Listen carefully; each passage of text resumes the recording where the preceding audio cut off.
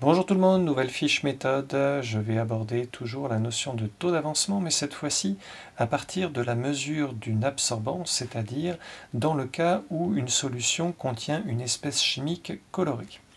Alors les notions à connaître sont évidemment toujours la notion de taux d'avancement, qui est la comparaison de l'avancement réel par rapport à l'avancement maximal que l'on obtient dans le cas d'une transformation totale.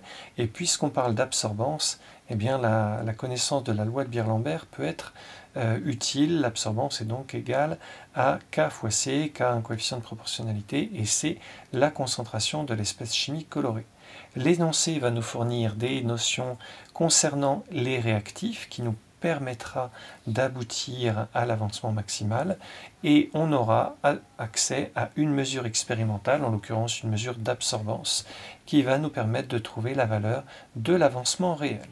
Considérons donc cette réaction entre le cuivre métallique et les ions argent qui donnent naissance aux ions cuivre et à de l'argent métallique. Et ce qui m'intéresse ici, ce sont les ions cuivre d'une coloration bleue qui vont, grâce à la loi de Beer-Lambert, me permettre d'accéder à l'avancement réel. Je place au départ 5 g de cuivre.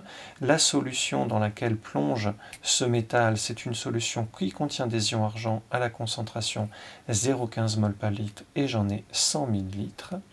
Et je mesure à la fin de la transformation une absorbance qui est égale à 0,94. Première étape, calculons la valeur de Xmax, et pour cela, il va falloir déterminer qui est le réactif limitant.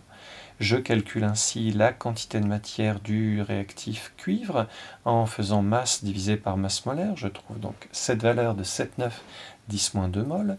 En ce qui concerne le deuxième réactif, les ions argent, je multiplie la concentration par le volume de la solution et je trouve 1,5 10-2 mol. La comparaison de ces deux quantités de matière, je vois qu'il y a moins d'ions argent que de cuivre, ne doit pas me dispenser de regarder aussi les coefficients stoichiométriques. Attention, hein, c'est pas parce qu'un réactif est en quantité plus faible qu'il est obligatoirement le réactif limitant.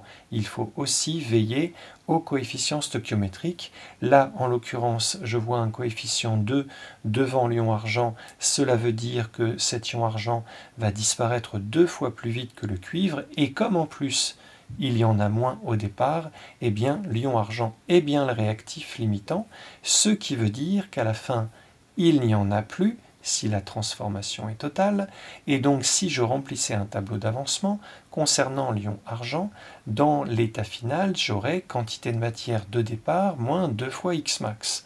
Autrement dit, Xmax est égal à la quantité de départ divisé par 2, soit 1,5 10-2 divisé par 2, 7,5 10-3.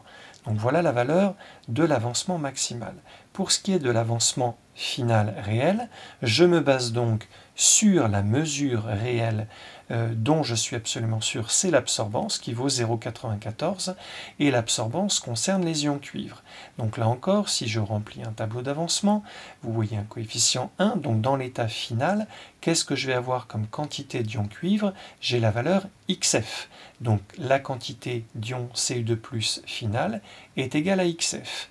Cette quantité de matière est également égale à la concentration de ces ions cuivre fois le volume de la solution.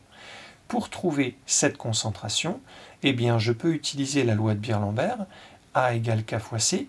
Si on me donne le coefficient de proportionnalité K, comme j'ai mesuré l'absorbance, je peux trouver C, ou bien la détermination peut se faire de manière graphique. J'ai ici une valeur d'absorbance qui vaut 0,94, je me réfère sur la droite et je mesure ainsi la concentration des ions cuivre correspondante. On trouve ici 0,073 mol par litre. Le calcul me donne une quantité de matière d'ion cuivre finale qui vaut donc 7,5 10-3, c'est égal à XF, et donc le taux d'avancement, XF sur Xmax, me donne une valeur de 0,97, soit 97%. Alors, compte tenu des imprécisions liées à la mesure de l'absorbance, liées à la détermination de la concentration à partir de l'absorbance, je peux considérer que ce taux d'avancement est quasiment égal à 1 Autrement dit, la transformation étudiée est ici totale, puisque le réactif limitant a totalement réagi, a totalement disparu, et j'ai atteint le maximum de ce que je pouvais faire.